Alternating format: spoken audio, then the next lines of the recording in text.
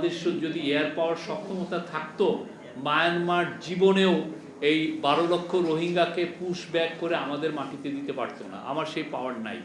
আপনি দেখেন, আমরা এখন ড্রোন কিনতে হয়, আমাদের একটা ড্রোন বানানোর কোনো সামর্থ্য নাই। আমার ব্যালিস্টিক টেকনোলজি বলে কিছু নেই। আমরা যেই মিডল পাওয়ার হতে চাই সেটার জন্য আমার যেই ধরনের সামরিক সক্ষমতা দরকার কিচ্ছু নাই আমার। আমি যদি আধিপত্যকে পুশব্যাক করতে হয় তাহলে আমার সত্যিকার অর্থে ইউএস, ওয়েস্ট এবং চায়না এর সাথে আমার একটা সুসম্পর্ক লাগবে। এটা আমাদের খুব কোর একটা ইস্যু। এই জায়গাটা অনেকে ভাবতে পারেন যে না, আমি ইউএস এর সাথে তো আমরা কিছু নেই, ইন্টারিম গভর্নমেন্ট একটা এগ্রিমেন্ট করেছে, এটা কি এটারই? হ্যাঁ, ইন্টারিম গভর্নমেন্ট যে এগ্রিমেন্টটা করেছে অবশ্যই তার একটা রিফ্লেকশন হচ্ছে আমরা আমাদের ফিউচার প্রসপ্যারিটিটা অনেকটা ট্রেডের উপর ডিপেন্ডেন্ট। আমরা কিন্তু অনেক কিছুতেই সেলফ সাফিসিয়েন্ট না। সেই জন্য আমার ইউএস কে আমার খুব বড় একটা ট্রেড পার্টনার হিসেবে আমরা পেতে চাই, সেই জন্য এই এগ্রিমেন্টটা হয়েছে। আমরা এই ব্যালেন্সিং অ্যাক্টের আমরা অবশ্যই আমরা জানি, এটার আরেকটা বড় জিনিস হচ্ছে যে আমার সামরিক পাওয়ারটা কোথায় আছে। আপনি বিশ্বাস করেন, আমরা যেই 18 কোটি লোকের দেশে আমাদের সামরিক পাওয়ার খুবই, আমরা নমিনাল পাওয়ার। আমরা মায়ানমারের সাথে আমরা এয়ার পাওয়ারে পারি না। আমরা যদি আমাদের যদি এয়ার পাওয়ার সক্ষমতা থাকতো, মায়ানমার জীবনেও এই 12 লক্ষ রোহিঙ্গাকে পুশ ব্যাক করে আমাদের মাটিতে দিতে পারতো না। আমার সেই পাওয়ার নাই। আমি 18 কোটি লোকের দেশ কিন্তু, এবং আমার ইকোনমি মায়ানমারের ইকোনমির চেয়ে 4 গুণ বড়, অথচ আমি মায়ানমারের সাথে এয়ার পাওয়ারে আমি পারি না। এই জায়গায় আমাদের অবশ্যই দিতে হবে। আমার মিলিটারির সাইজ হচ্ছে 2,12,13,000। অলিখিতভাবে এই মিলিটারির সাইজকে ছোট করে রাখা হয়েছে। আমাদের মিলিটারির সাইজ বাড়াতে হবে, এটা একটা মাস্ট।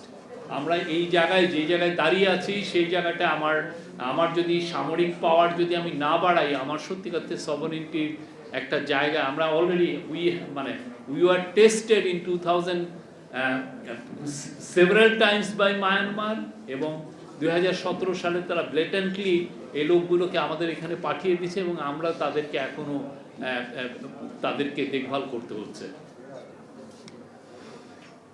আমাদের আমরা যে চায়নাতে যে ইরানে আমরা দেখলাম, ইরানের নিউক্লিয়ার পাওয়ার নাই, কিন্তু ইরানের যেটা আছে তার ড্রোন টেকনোলজি এত অ্যাডভান্সড এবং তার ব্যালিস্টিক মিসাইল টেকনোলজি এত অ্যাডভান্স যে সে এই দুটোকে দিয়েই সে আমেরিকার মতো একটা পরাশক্তি এবং ইসরায়েলের মতো একটা নিউক্লিয়ার পাওয়ার্ড একটা শক্তিকে সে পুশব্যাক করতে পারছে।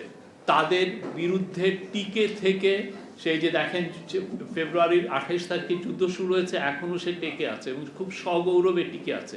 এটার মূল জিনিস হচ্ছে সে 3টা বিষয়। সে হরমুজকে একটা চোখ পয়েন্ট হিসাবে ইউজ করছে, সে অ্যাট দ্য সেম টাইম সে তার এয়ার ডিফেন্স সিস্টেম বলে কিছু না থাকলেও তার ব্যালিস্টিক মিসাইল সিস্টেম খুবই পাওয়ারফুল এবং খুবই অ্যাডভান্স, এবং তার ড্রোন টেকনোলজি খুবই অ্যাডভান্স। আপনি দেখেন, আমরা এখন ড্রোন কিনতে হয়, আমাদের একটা ড্রোন বানানোর কোনো সামর্থ্য নাই। আমার ব্যালিস্টিক টেকনোলজি বলে কিছু নেই। আমরা যেই মিডল পাওয়ার হতে চাই সেটার জন্য আমার যেই ধরনের সামরিক সক্ষমতা দরকার কিচ্ছু নাই আমার কিছু আছে, খালি কিছু কিছু ক্যান্টনমেন্ট আছে, সারা দেশ জুড়ে কিছু ক্যান্টনমেন্ট করে রেখেছি। সেই দ্বিতীয় বিশ্বযুদ্ধের স্টাইলে আমারই সামনে অন্যান্য দেশগুলো, আপনি তার্কির হিস্ট্রি দেখেন, তার্কি 2000 সালের দিকেও তার ডিফেন্স এক্সপোর্ট বলে কিছু ছিল না। গত বছর সে ডিফেন্স এক্সপোর্ট করেছে $11 বিলিয়ন। সে ওয়ার্ল্ডের ডিফেন্স রপ্তানিতে সে 11তম বড় দেশ, এবং সে নিজের অন্তত ন্যাটোর মধ্যে সে নিজেকে নিজের সভারেনিটি রাখার মতো তার ক্যাপাবিলিটি আছে, এবং তার এই সক্ষমতার কারণে তার যেটা একটা ডিকেটস লং যে কুর্দিশ যেটা ইস্যু আছে সেটাও এখন রেজুলেশনের দিকে একটা রিজলভ হওয়ার পথে, এবং সে তার এই বলয়টাকে বাড়িয়ে নিয়েছে নর্থ আফ্রিকা, সোমালিয়া। এখানে আপনি দেখেন তার যে ইনফ্লুয়েন্সের জায়গাগুলো দিনকে দিন সে বাড়াচ্ছে। এবং তার কি এই কাজটাই যে ডিফেন্সের কাজটা সে শুরু করেছে 2001 সালের দিকে, বেশি দিন, খুব বেশি দিন না। আরেকটা হচ্ছে যে আমার মানে আমি যে আধিপত্যকে পুশব্যাক করব, এটার জন্য আমার খুব স্ট্রং একটা ডেমোক্রেসি লাগবে। এমন একটা ডেমোক্রেসি যেখানে অপোজিশন সরকারকে কাজ করতে দিবে আর সরকার অপোজিশনকে স্পেস দিবে। এই জায়গাটা আমরা এখনো এই জায়গাটাই আমরা ফিক্স করতে পারি নাই। আমরা একটু বলে সরকারের ব্যাপারে অস্থিরতা এসে পড়ে আমাদের, আবার অপোজিশনকে অনেক ক্ষেত্রে গভর্নমেন্ট হোস্টাইল হওয়া শুরু করে। ফলে এই যে একটা আস্থার যে ঘাটতি, সেটাকে আমাদের আশেপাশের পরাশক্তি বা বিদেশিরা এটাকে এক্সপ্লয়েট করে। এবং আরেকটা হচ্ছে যে এটাও খুব ক্রুশিয়াল, আমাদের অনেক মাইনরিটি আছে। আমার এমন একটা ডেমোক্রেসি দরকার যেখানে আমাদের মাইনরিটিরা প্রোটেক্টেড থাকে।